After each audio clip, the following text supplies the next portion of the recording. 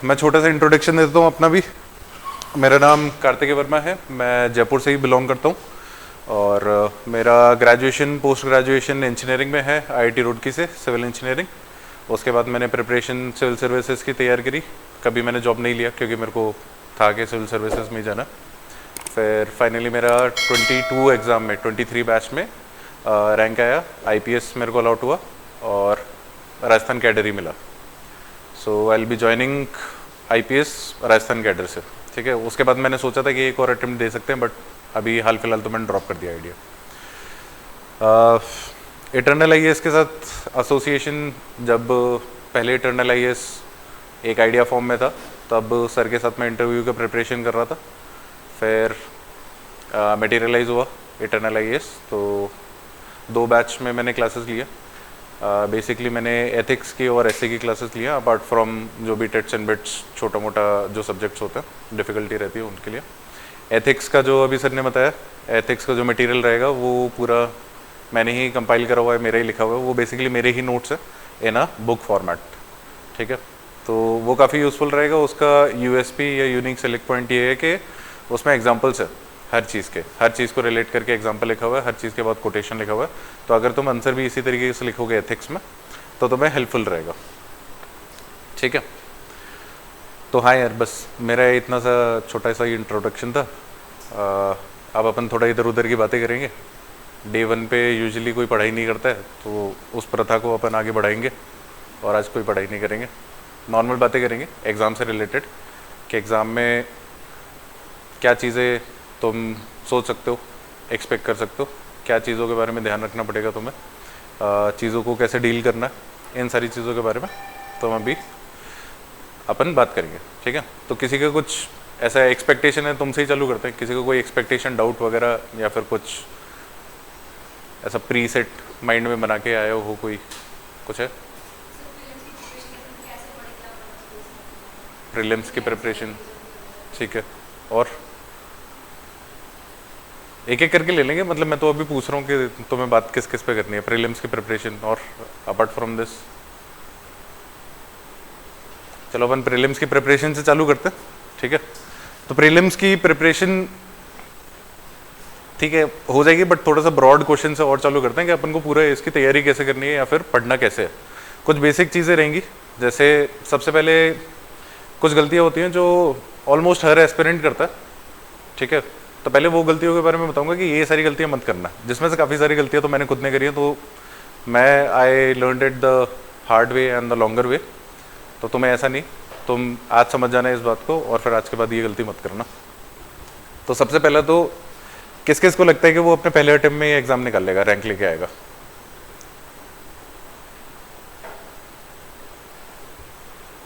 बाकी लोग? तो ये बहुत ही ख़राब एटीट्यूड है। जिसको नहीं लगता है कि वो अपने पहले अटेम्प्ट में रैंक लेके आएगा या फिर सिलेक्ट होएगा, ये बहुत गलत बात है। जिनने ये सोचा है कि वो फर्स्ट अटेम्प्ट में लेके आएंगे, ये काफ़ी अच्छी बात है, बिकॉज आप अपनी तैयारी के लिए सीरियस रहोगे। अटेम्प्ट के जो आपकी स्ट्रैटेजी है वो काफ़ी प्रिसाइज रहेगी and you would be following people जिनका फर्स्ट अटेम्प्ट में हुआ, ठीक है। मेरी खुद की ये सबसे बड़ी गलती थी कि मैंने अपने फर्स्ट अटेम्प्ट में ये नहीं माना था कि मेरा फर्स्ट अटेम्प्ट में हो सकता है, ठीक है। और मेरा फर्स्ट अटेम्प्ट का बहुत ही बेसिक गोल होगा, कौन कौन चाहता है कि उसके फर्स्ट अटेम्प्ट में प्री निकल जाए, ठीक है। तो ऐसा कैसे हो सकता है कि तुम सब चाहते हो कि तुम्हारे फर्स्ट अटेम्प्ट में प्री निकल जाए, बट तुम में से सिर्फ 3 ही लोग ऐसा चाहते हैं कि फर्स्ट अटेम्प्ट में तुम्हारा सिलेक्शन हो या फिर हो सकता है, ये नहीं मान रहे हो तुम? ऐसा कैसे हो सकता है? तो बेसिकली तुम भी वही गलती कर रहे हो जो मैंने करी थी मेरे टाइम पे। मैंने फर्स्ट अटेम्प्ट में अपना गोल सिर्फ ये सेट करा था कि मेरा प्री क्लियर हो जाए, और मेरा प्री क्लियर हो गया, पर उसका कोई फायदा नहीं है, ठीक है। प्री क्लियर हो गया, मेंस लिख लिया, मेंस में नहीं हुआ क्लियर, कोई मतलब नहीं है इन सारी बातों का। अगली बार जाओगे इंटरव्यू हो जाएगा, इंटरव्यू दे के आ जाओगे, फिर सिलेक्शन नहीं हुआ, कोई मतलब नहीं है। उसके अगली बार गए, इंटरव्यू हो गया, रैंक भी आ गई, तुम्हें कोई सर्विस भी मिल गई, मज़ा नहीं आ रहा तुम्हें सर्विस में, तुम्हें लग रहा है कि नहीं यार ये क्या, यहाँ कैसे फंस गया मैं, फिर वापस से एग्जाम लगे दो।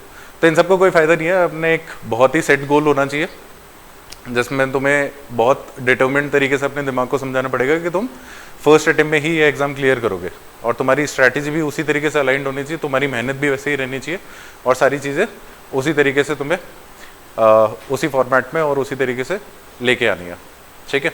तो सबसे पहली गलती जो लोग करते हैं वो यही है कि ये नहीं मानते कि उनका फर्स्ट अटेम्प्ट में निकल सकता है। अपने आप को खुद को समझाना पड़ेगा तुम्हारा फर्स्ट अटेम्प्ट में निकल सकता है, और अपने आप से बोलना पड़ेगा कि मेरे को फर्स्ट अटेम्प्ट में ही निकालना है। क्लियर है? ठीक है। दूसरा जो गलती करते हैं अपन, वो ऐसा है कि अपन बहुत ज़्यादा स्ट्रैटेजीज़ को फॉलो करते हैं।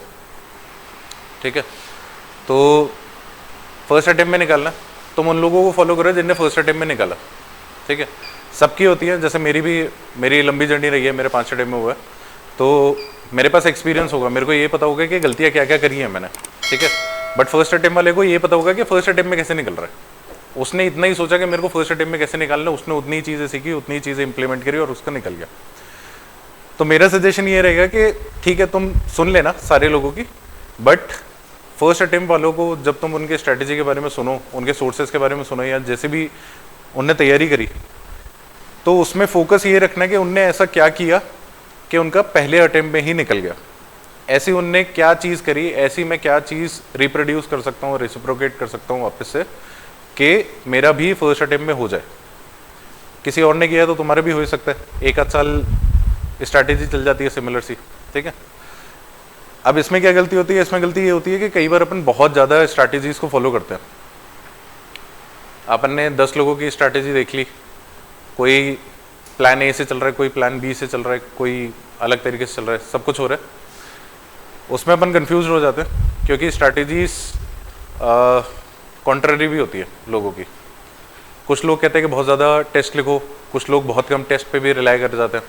ठीक है, तो अपन को बहुत ज़्यादा लोगों की स्ट्रैटेजी भी फॉलो नहीं करनी है, अपन को कुछ लोगों की स्ट्रैटेजी फॉलो करनी है, जितना अपन को समझ में आ रहा है, जितना अपन को अपने ऊपर कॉन्फिडेंस बन रहा है कि हाँ ये चीज़ अगर मैं करूँगा तो मैं इस चीज़ को रिप्रोड्यूस कर सकता हूँ और इस चीज़ से हेल्प लेके आगे बढ़ सकता हूँ। जितना समझ आ रहा है उतना फॉलो करना है, बहुत ज़्यादा लोगों की स्ट्रैटेजी देख करके अपने आप को कन्फ्यूज़ नहीं करना है।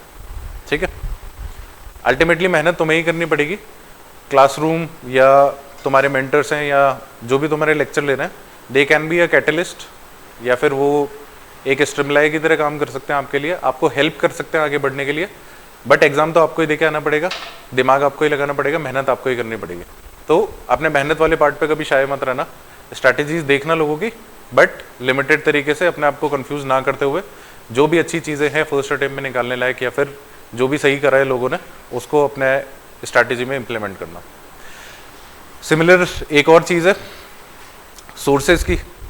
तो अभी जैसे इनने पूछा था कि प्री कैसे निकालना है, फिर उसके आगे बोले थे कुछ शब्द कि एनसीईआरटी पढ़ लो उससे हो जाएगा क्या। तो ठीक है, एनसीईआरटी तुम्हें पढ़ने, तुम एनसीईआरटी पढ़ लो, I am not against NCERT. तुम्हें स्टैंडर्ड बुक्स पढ़नी है, स्टैंडर्ड बुक्स पढ़ लो। तुम्हें यहाँ पे जो इंस्टीट्यूट मटेरियल प्रोवाइड करा रहा है तुम्हें वो पढ़ना है वो पढ़ लो, तुम्हें जो पढ़ना है वो पढ़ लो। ठीक है, बट एक चीज़ का एक ही सोर्स रखना, एक चीज़ के मल्टीपल सोर्स का कोई मतलब नहीं है। क्योंकि एनसीईआरटी तुमने पढ़ी, एनसीईआरटी के बाद तुमने कोई तो ऐसा पॉइंट होगा, 1-2 पॉइंट जो एनसीईआरटी के बाहर होंगे और स्टैंडर्ड बुक में होंगे किसी, और कोई तो 20 साल पहले के एग्जाम में वो पूछा होगा यूपीएससी ने। तो उसका मतलब ये नहीं है कि अब अपन जाके दूसरी किताब पढ़ना चालू करें जस्ट फॉर दैट 1 पॉइंट। ठीक है, उसका रिटर्न ओवर इन्वेस्टमेंट बहुत ही पुअर है, क्योंकि तुमने पूरा एक किताब पढ़ा और तुम्हें नंबर कितने मिल रहे हैं? 2। ठीक है, बट वो किताब पढ़ने के चक्कर में तुमने कहीं और अपने 10 नंबर गवाए, और जो तुम्हें पता भी नहीं चलेगा, क्योंकि इनविजिबल नंबर्स हैं वो, तो नहीं पता चलेगा तुम्हें।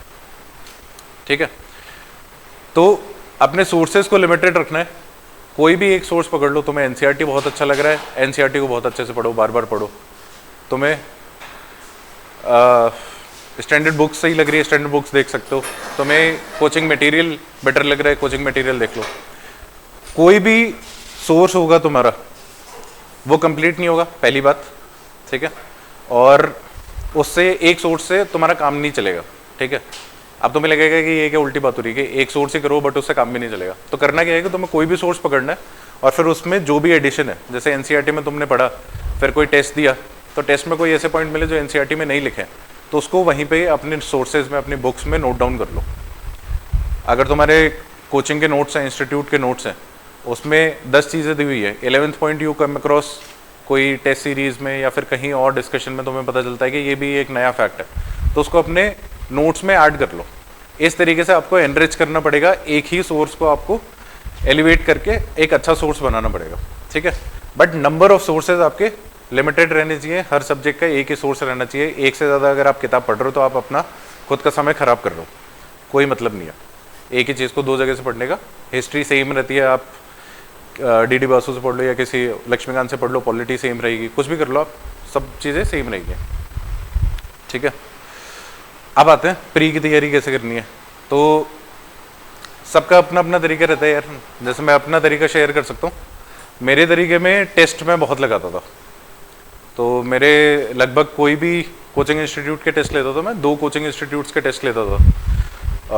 मोर और लेस 60 टेस्ट हो जाते थे और मैं एक प्रॉपर टाइम टेबल बना के चलता था। कहाँ गया इसका पेन?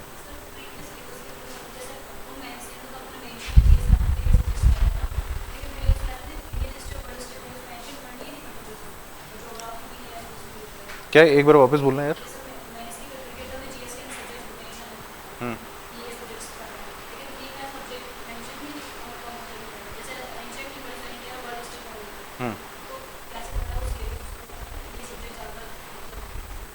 ठीक है, ठीक है। तो डाउट ये है कि जैसे मेंस में तो सिलेबस काफ़ी एलैबोरेट तरीके से दे रखा है यूपीएससी ने, सब्जेक्ट्स के अकॉर्डिंग दे रखा है, बट प्री में नहीं दे रखा है, तो फिर वो कैसे करना है? तो उसका करने का तरीका यही है, सबसे पहले तो मेंस का ही सिलेबस देखो। ठीक है, मेंस का कुछ कुछ सिलेबस होगा, ये प्री का सिलेबस है।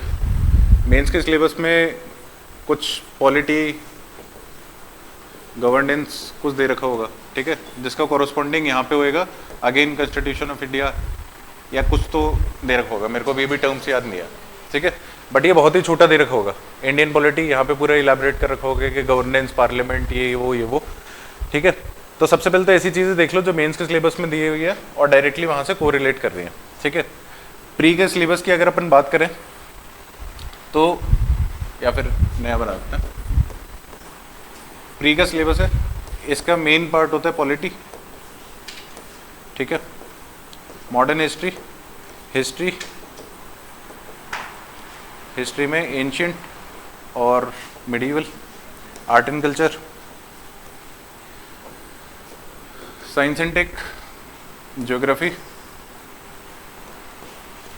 एनवायरनमेंट, इकोनॉमिक्स, और इसके अलावा एक इकोनॉमिक सर्वे आता है और ईयर बुक आती है। ईयर बुक में कभी पढ़ता नहीं था, और भी कोई भी मान लो, बजट मान लो। ठीक है, छोटा कुछ 9-10।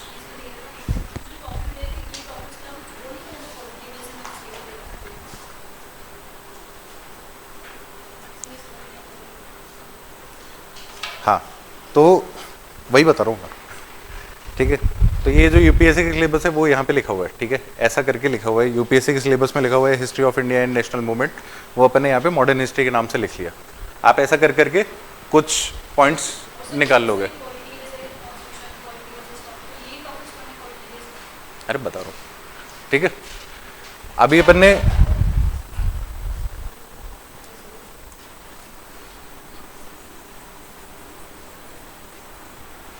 कोई भी सब्जेक्ट लिया, मान लो कि जैसे पॉलिटी है। ठीक है, पॉलिटी के लिए क्या करना है अपन को? अब पॉलिटी पढ़ना है, पेपर में पॉलिटी पूछा जाएगा।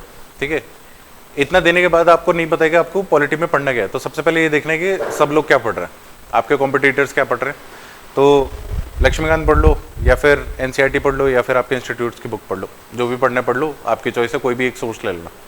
ठीक है, दूसरा, इसको अपन को माइक्रो तरीके से डिफाइन करना पड़ेगा। जो भी सब्जेक्ट है उसको माइक्रो तरीके से डिफाइन करना पड़ेगा कि पूछा क्या जा रहा है। वो कैसे डिफाइन करेंगे अपन? पीवाईक्यू से। तो पीवाईक्यू एनालिसिस होगा। पीवाईक्यू एनालिसिस से आपको पता चलेगा, जैसे पॉलिटी का मैं एग्जांपल देता हूँ। पॉलिटी में पार्लियामेंट के क्वेश्चन पूछे जाते हैं,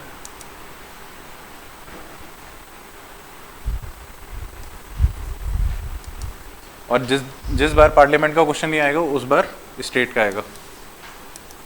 ठीक है, फंडामेंटल राइट्स का क्वेश्चन आएगा, नहीं तो डीपीएसपी का क्वेश्चन आएगा।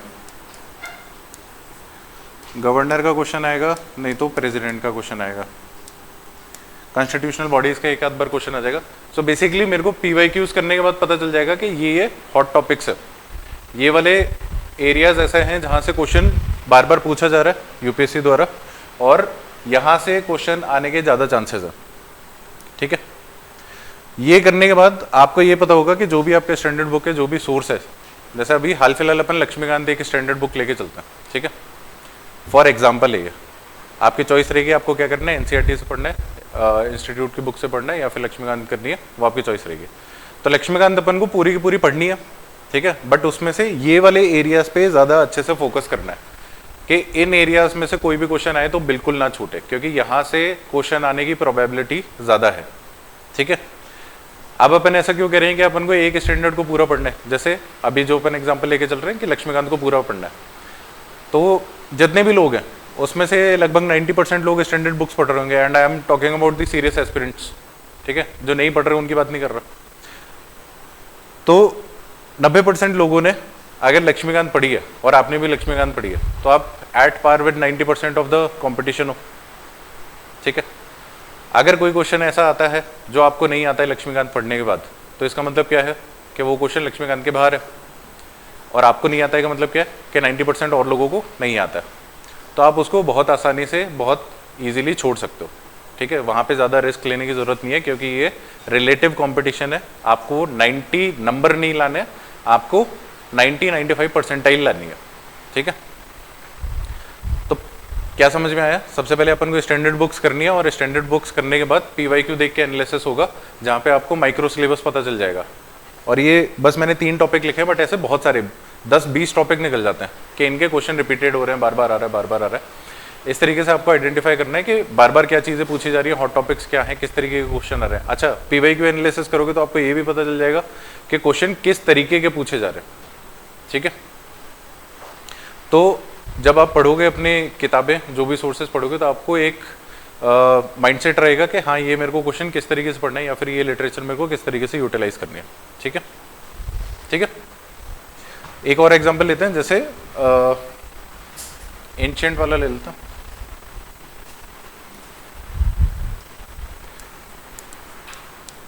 एंशिएंट है, एंशिएंट में क्या क्या पूछा जाता है?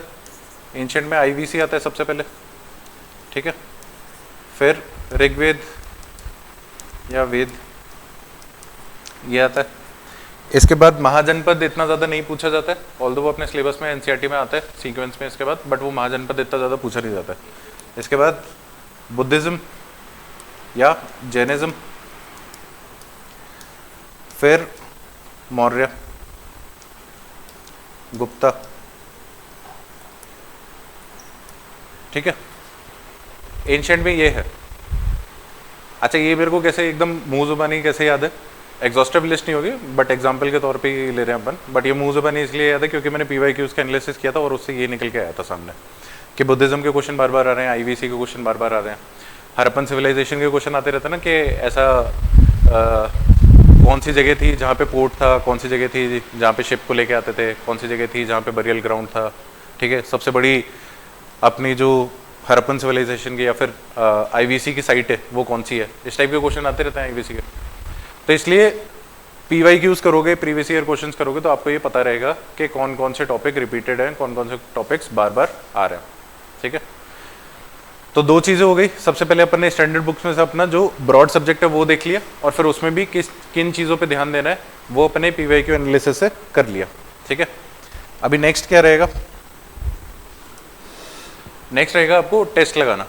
ठीक है, तो टेस्ट लगाने की सबकी अपनी स्ट्रैटेजी होती है, कोई ज़्यादा लगाता है, कोई कम लगाता है। मैं ज़्यादा टेस्ट पे रिलाई करता था क्योंकि मैं थोड़ा बोर हो जाता था पढ़ते पढ़ते किताबों से, टेस्ट में हाथ चलता रहता था तो नींद कम आती थी मेरे को। आपका जैसा भी चॉइस रहे, आपको टेस्ट लगाने, कम लगाने, ज़्यादा लगाने, कौन से इंस्टीट्यूट के लगाने, कितना लगाने, कितना नहीं लगाना, वो आपकी चॉइस है। बट टेस्ट देने का एक तरीका होता है। ठीक है, और वो तरीका आपको डेवलप करना पड़ेगा। बहुत बार देखा है, बहुत ही कॉमन मिस्टेक है कि जो अपन प्री के टेस्ट देते हैं, दोनों टेस्ट की बात करेंगे, मेंस के टेस्ट की भी बात करेंगे और प्री के टेस्ट की भी करेंगे। हाल फिलहाल प्री की बात करते हैं। जो प्री के टेस्ट होते हैं वो देते हुए एक बहुत ही कॉमन मिस्टेक है कि अपन बहुत मैकेनिकल तरीके से टेस्ट दे देते हैं कि पेपर आया, देखा, ये टिक किया, वो टिक किया, पेपर बंद किया, उसका इवैल्यूएशन या तो कंप्यूटर करके दे देता है, इंस्टीट्यूट करके दे देता है, कोई दूसरा इंसान आपको कैलकुलेट करके दे देता है कि आपके 50, 100, 80 नंबर जो भी आ रहा है वो आए हैं, और आपने कहा कि ठीक है मेरे 80 नंबर आ गए, वो बंद करा और चले गए। ऐसा टेस्ट देने का कोई फ़ायदा नहीं है, इससे अच्छा तो टेस्ट मत दो। ठीक है, टेस्ट देना है तो टेस्ट देने के टाइम पे सबसे ज़्यादा आपकी नॉलेज काम आएगी, एक लेवल तक काम आएगी, बट उससे ज़्यादा आपका टेस्ट देने का तरीका काम आएगा। और जब जब आप टेस्ट दो तो आपको अपने टेस्ट देने के तरीके को पॉलिश करना है। ठीक है, क्योंकि पेपर का पैटर्न बदलता जा रहा है, बहुत ज़्यादा जल्दी बदल रहा है, एंड यहाँ पे नॉलेज बहुत ज़्यादा काम आएगी नहीं। मतलब टू बी वेरी सीरियस, जिस तरीके का भी पैटर्न चल रहा है, बहुत जल्दी पैटर्न को चेंज किया जा रहा है और डिफ़िकल्ट बनाया जा रहा है। तो यहाँ पे आपकी नॉलेज तो आपको एक लिमिटेड लेवल तक ही काम आएगी। आपको ये ज़्यादा काम आएगा कि कौन से क्वेश्चन अटेम्प्ट करने हैं और कौन से क्वेश्चन अटेम्प्ट नहीं करना। ठीक है, तो जैसे एक स्ट्रैटेजी, मैं खुद की स्ट्रैटेजी जो है वो शेयर करता हूँ, और फिर उसके बाद अगर वैसा कुछ आप इम्प्लीमेंट करना चाहो तो कर सकते हो। ट्राइड एंड टेस्टेड स्ट्रैटेजी है, मैंने करी है, 10 दोस्तों को और कराई है, सबके बढ़िया काम करिए। तो अगर फॉलो करना चाहते हो तो आराम से कर सकते हो। ठीक है, पेपर 1 100 क्वेश्चन होता है। ठीक है, 100 क्वेश्चन में से सबसे पहले अपन को साइक्लिक वे पे टेस्ट को लगाना है। होता क्या है, हर टेस्ट जब भी आप देखोगे, एटलीस्ट यूपीएससी का टेस्ट या फिर जो अच्छे इंस्टीट्यूट्स हैं उनका टेस्ट ऐसा रहता है कि शुरुआत के 10-20 क्वेश्चन काफ़ी डिफिकल्ट रहते हैं। ठीक है, वो वहाँ पे क्या चेक कर रहे हैं, एकदम आपकी जो सर्विस है ना उसी के अलाइनमेंट में है ये सब। तो वो वहाँ पे ये चेक कर रहे हैं कि आप प्रेशर में आने के बाद प्रेशर को हैंडल कर पाते हो या नहीं कर पाते। ठीक है, या फिर ऐसे 10 क्वेश्चन देख के घबरा तो नहीं जाते। अगर 10 क्वेश्चन देख के कोई घबरा गया तो अच्छी बात है, उसको सर्विस में नहीं आना चाहिए, बट 10 क्वेश्चन देख के नहीं घबराया, then the person is eligible कि वो फाइट करे। तो सबसे पहले तो अपन को ये देखना है साइक्लिक वे में टेस्ट लगाना है। ठीक है, उसमें से आपने पहले क्वेश्चन करना चालू करा, पहला नहीं आ रहा, दूसरा नहीं आ रहा, तीसरा नहीं आ रहा, चौथा नहीं आ रहा, तो घबराना नहीं है। ठीक है, आपको यही देखना है कि मैं पहली साइकिल में वही क्वेश्चन टिक करूंगा जो मेरे को बहुत अच्छे से आते हैं, I am very sure about them, या फिर ऐसे क्वेश्चन जो मैं वापस से आया, रिपीट करे, मैं दूसरी साइकिल में इन क्वेश्चन पे वापस आया तो भी मैं यही आंसर मार्क करूंगा। ठीक है, आया समझ क्या कहना चाह रहा हूँ? जैसे मान लो कि काठमांडू है, मेरे को नहीं पता, मेरे को बहुत ज़्यादा अच्छे से नॉलेज नहीं है। क्वेश्चन है कि काठमांडू कौन से देश की कैपिटल है। ठीक है, और ऑप्शन में दे रखा है इंडिया, बांग्लादेश, नेपाल और भूटान, और मेरे को नहीं पता है। मतलब जेन्युइनली मैं ऐसा नहीं कर सकता कि बिना ऑप्शन देखे मैं आंसर बता दूं। ठीक है, बट मेरे को ये पता है कि इंडिया की कैपिटल नहीं है, भूटान की नहीं है, बांग्लादेश की नहीं है, तो बचा नेपाल, तो नेपाल की हो सकती है। अब मैं इसको पहली साइकिल में मारूं, तीसरी साइकिल में मारूं, कुछ भी करूं वो तो वही रहेगा। मैं यही मारने वाला हूँ क्योंकि मेरे पास एक लॉजिक है और लॉजिक से एक आंसर क्लिक कर रहा है। ठीक है, तो इस टाइप के क्वेश्चन या फिर ऐसे क्वेश्चन जो आप डायरेक्टली बता सकते हो। क्वेश्चन पढ़ा कि काठमांडू कौन से कंट्री की कैपिटल है, आपको सीधा ऑप्शन देके बिना पता है कि नेपाल की कैपिटल है, वो मार दिया। So questions you are very confident in, वो आप फर्स्ट साइकिल में करोगे। ठीक है, और उन क्वेश्चंस के सामने कुछ तो मार्क करते जाना। जैसे जो भी क्वेश्चन करा उसके सामने मार्क कर देना, ए मार्क कर देना या 1 मार्क कर देना, या जो भी है, मतलब एक आइडेंटिफिकेशन रख लेना कि ये फर्स्ट साइकिल में करे थे। फर्स्ट साइकिल में आप पूरा जो पेपर है उसको कंप्लीट करो। लगभग इस पूरी एक्सरसाइज में 70-80 मिनट्स लगना चाहिए। फिर सेकेंड साइकिल में अपन वो क्वेश्चन करेंगे जहाँ पे थोड़ा सा रिस्क लेना है, जहाँ पे अपन थोड़े से डाउटफुल हैं इन चीज़ों को लेके कि आंसर क्या होगा, 50-50% वाला चांस है, या फिर इस टाइप का कुछ बैठ रहा है जहाँ पे अपन को कंप्लीट नॉलेज नहीं है। मान लो वही काठमांडू वाला एग्जांपल, तो मेरे को इतना पता है कि इंडिया का नहीं है और बांग्लादेश का नहीं है, पर भूटान या नेपाल में से किसी का है। तो ये अब मैं सेकंड साइकिल में मारूंगा कि 50% प्रोबेबिलिटी है, दोनों में से कुछ भी टिक करूंगा, अगर सही हो गया तो 50% चांस है। ठीक है, ये वाले सेकंड साइकिल में अपन क्वेश्चन करेंगे। समझ गए सेकंड साइकिल में कौन सा करना है? अगेन उनको कुछ मार्किंग दे दी। फिर थर्ड साइकिल है, और थर्ड साइकिल सबसे इंटरेस्टिंग साइकिल है। ये ऐसी साइकिल है जो शायद कोई रिकमेंड नहीं करेगा, बट मैं रिकमेंड करता हूँ कि ये करना ही करना है, या करना चाहिए एटलीस्ट। करना ही करना तो ज़्यादा एक्सट्रीम हो गया। तो मैं क्या करता था, मैं 5 क्वेश्चन ऐसे आइडेंटिफाई करता था जो मेरे को बिल्कुल नहीं आते थे। ठीक है, वो क्वेश्चन हिंदी में दिया होता, इंग्लिश में दिया होता, फारसी में दिया होता, चाइनीज़ में दिया होता, जर्मन में दिया होता, मेरे को कोई फ़र्क नहीं पड़ता। ठीक है, उसका मेरे को आंसर नहीं आता है और मैं उसमें तुक्का ही मारने वाला हूँ। तो ऐसे मैं कुछ भी रैंडम 5 क्वेश्चन डिसाइड कर लेता था। होते तो बहुत सारे थे, 10 क्वेश्चन होते थे जो नहीं आते थे, उसमें से कोई भी ऐसे 4-5 में उठा लेता था कि इनको मैं मार्क करूँगा। ठीक है, और मैं उसमें कुछ भी मार्क कर देता, जो मेरा मन करा कि हाँ ठीक है, इसमें बी ठीक लग रहा है, इसमें सी ठीक लग रहा है, जो भी मार्क करना था मैं कर देता था। और फिर उसको थर्ड वाली साइकिल में रख लेता था प्रोबेबिलिटी के हिसाब से। ऐसे 5 क्वेश्चन, मतलब 5 क्वेश्चन का लॉजिक ये था कि प्रोबेबिलिटी के हिसाब से सही बैठता है कि अगर 2 भी क्वेश्चन सही हो गए तो पॉजिटिव में जा रहे हैं, और अगर 4 क्वेश्चन गलत हुए तो भी इतना नेगेटिव में नहीं है, मतलब 0.33 नेगेटिव में जा रहा है, कोई दिक्कत नहीं है। ठीक है, अच्छा ऐसा करने की जरूरत क्या है? जब नहीं आते क्वेश्चन और मेरे को भी पता है कि क्वेश्चन नहीं आ रहे हैं मेरे को, तो फिर ऐसा ये थर्ड साइकिल करने की जरूरत ही क्या है? तो थर्ड साइकिल करने की जरूरत ये है कि मैंने वो 5 क्वेश्चन अपने दिमाग को दे करके कि देखो 5 क्वेश्चन में तुक्का मारेंगे, मैंने बाकी 95 क्वेश्चन बहुत सीरियस बना दिया। ठीक है, मेरे दिमाग को पता है कि मैं तुक्का मारूंगा, 5 क्वेश्चन में तुक्का मारने का मौका मिलेगा एंड में, तो वो बाकी के जो 95 क्वेश्चन है उसमें फुल अटेंशन के साथ, फुल मेहनत के साथ आपका दिमाग काम करता है और सिंसियरिटी के साथ आंसर ढूंढने की कोशिश करता है। अदरवाइज होता क्या है, अपन ने क्वेश्चन करना चालू करा, पेपर करना चालू करा, ठीक है, पहले के 5 क्वेश्चन आ गए, अपन को लग रहा है बहुत बढ़िया है, फिर अगले 10 क्वेश्चन नहीं आए तो एंजाइटी होती है कि यार गया, ये तो पूरे साल की मेहनत खराब हो गई, ये हो गया, वो हो गया। ठीक है, और एंजाइटी में अपन वहीं से तुक्के मारना चालू करते हैं। और जब अपन एक बार तुक्का मारने की लीनियंसी दे देते हैं दिमाग को, तो जो आंसर अपन टिक करने वाले थे, सही से सोच करके टिक कर सकते थे, अपन उसमें भी तुक्का मार के वो आंसर गलत कर देता है। ठीक है, उस चीज़ को रोकने के लिए मैं ये थर्ड साइकिल लेके आता था, जो मेरे लिए तो बहुत काम करती थी। तुम देख लेना, एक बार ट्राई करके देखना, काम करे तो। ठीक है, अगेन इसका कुछ तो अपन ऐसा आंसर करते टाइम आइडेंटिफिकेशन बना लेंगे। अब ये तो हो गया पेपर आपने दिया कैसे, ये आपका कुछ 70-80 मिनट्स का जाएगा, फिर ये आपका लगभग 100 मिनट्स के आसपास सेकेंड साइकिल चलेगा, और फिर 100 मिनट 110 मिनट्स के आसपास, और फिर लास्ट के 10 मिनट में ये 5 क्वेश्चन करके सल्टा देना। ठीक है, ये हो गया कि आपने क्वेश्चन अटेम्प्ट या पेपर अटेम्प्ट करा कैसे। अब और ज़्यादा इंपॉर्टेंट चीज़ आती है कि पेपर का एनालिसिस कैसे होगा। ठीक है, ये अटेम्प्टेड क्वेश्चन है या ये कुछ नहीं है, ये अटेम्प्टेड क्वेश्चन है, ये करेक्ट क्वेश्चन है। ठीक है, फर्स्ट साइकिल के, सेकेंड साइकिल के, थर्ड साइकिल के। ठीक है, अभी एनालिसिस वाले पार्ट में 2 घंटे का अपन ने पेपर खत्म कर दिया। 2 घंटे का पेपर खत्म करने के बाद अपन प्री का पेपर वापस से एनालाइज कर रहे हैं, जो भी अपन ने पेपर दिया है कि अपन ने करा क्या है। ठीक है, चलो कुछ तो रैंडम नंबर लेते हैं। तो थर्ड वाली साइकिल में अपन ने मान लो कि कितने अटेम्प्ट करें, 5। ठीक है, फर्स्ट साइकिल में कितने करें, कुछ भी रैंडम नंबर ले लो, क्या फर्क पड़ रहा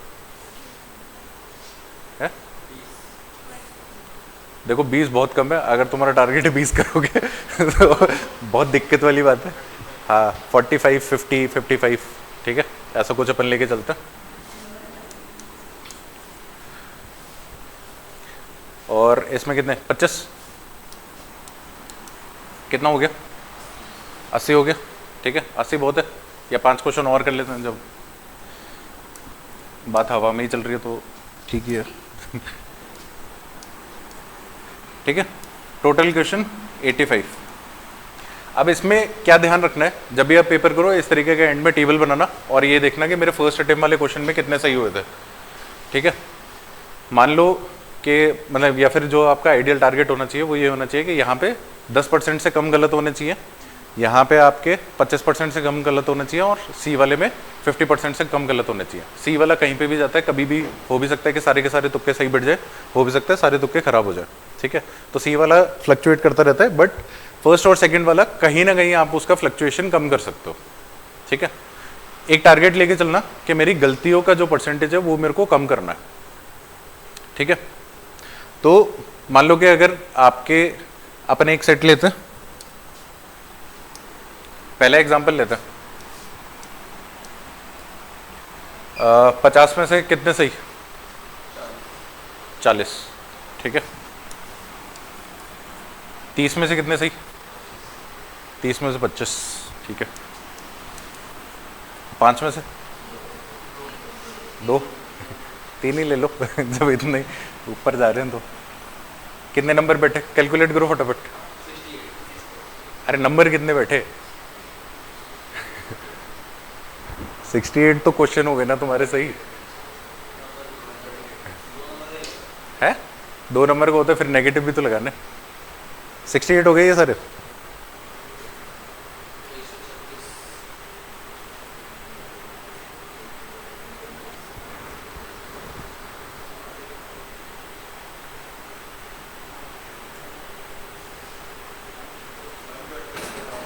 क्या 125, ठीक है। तो ऐसा अगर इतना मस्त फोड़ा है तुमने पेपर तो 125 नंबर है तुम्हारे, ठीक है। अभी दूसरा सिनेरियो लेते हैं। 50 में से इस बार कितने सही कर रहे हैं अपन? 10। ये बढ़िया से रहा, ठीक है। क्या हो गया?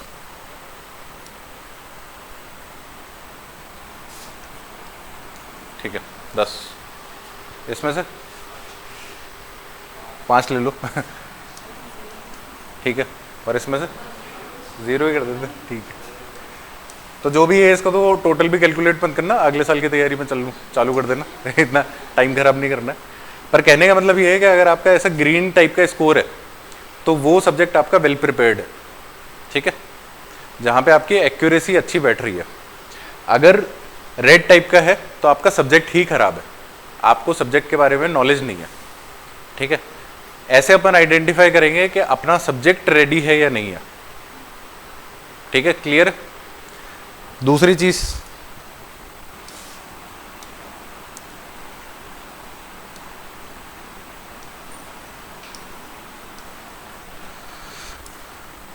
मान लो कि आपके 50 में से 45 सही है और 30 में से आपके 10 सही है, इस टाइप का कोई स्कोर बैठ रहा है, इसका मतलब क्या है?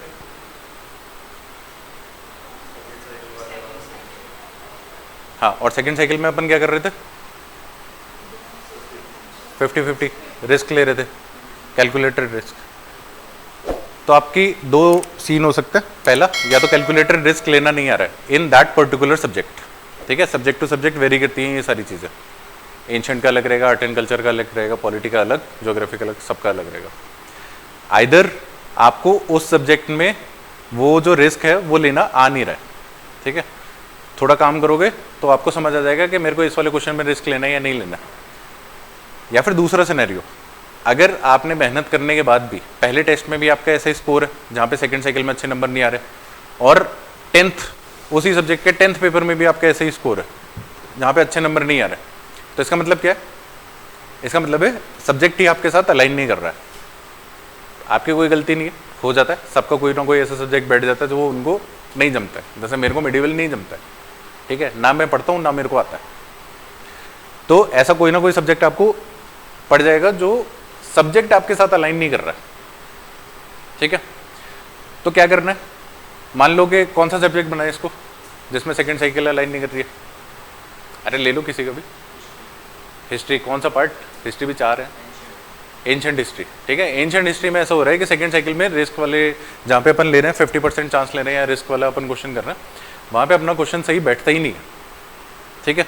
और ये अपन को बहुत मेहनत करने के बाद भी अपन को पता चल गया कि यार ये तो गड़बड़ हो ही रही है मेरे साथ। तो इसका मतलब क्या है कि पेपर में अगर एंशिएंट का क्वेश्चन आए, एंशिएंट हिस्ट्री का, अगर आपको सीधा सीधा आंसर आता है तो टिक कर देना, और नहीं आता है तो भूल जाना वो क्वेश्चन, ठीक है। उसमें रिस्क लेने की जरूरत नहीं है, क्योंकि अपन ने एविडेंटली देख लिया है कि मैं रिस्क लेता हूं और मेरा आंसर जाता है गलत, ठीक है। यहीं पे अगर 10 की जगह मान लो कि ऐसा कुछ 25 टाइप का होता तो आप रिस्क ले सकते हो कि हाँ भाई 30 में से 25 बार सही बैठता है, वापस से रिस्क लेके देखता हूँ, हो जाएगा। प्रोबेबिलिटी कहती है कि इस वाले सब्जेक्ट में सही बैठेगा तो बैठेगा, ठीक है। दूसरा सिनेरियो लेते हैं जहाँ पे आपके 50 में से ही 20 सही है, ठीक है, और 30 में से कुछ भी सही हो, उस टाइम पे तो कोई फर्क ही नहीं पड़ता, पर फिर भी अपन ले लेते हैं 30 में से भी 20 सही है। अच्छा, इस टाइप का स्कोर क्या बताएगा आपको किसी सब्जेक्ट का? फर्स्ट साइकिल में क्या कर रहे थे अपन? जो आते थे, ठीक है, और उसमें कितनी एक्यूरेसी रही है अपनी? काफ़ी कम रही है।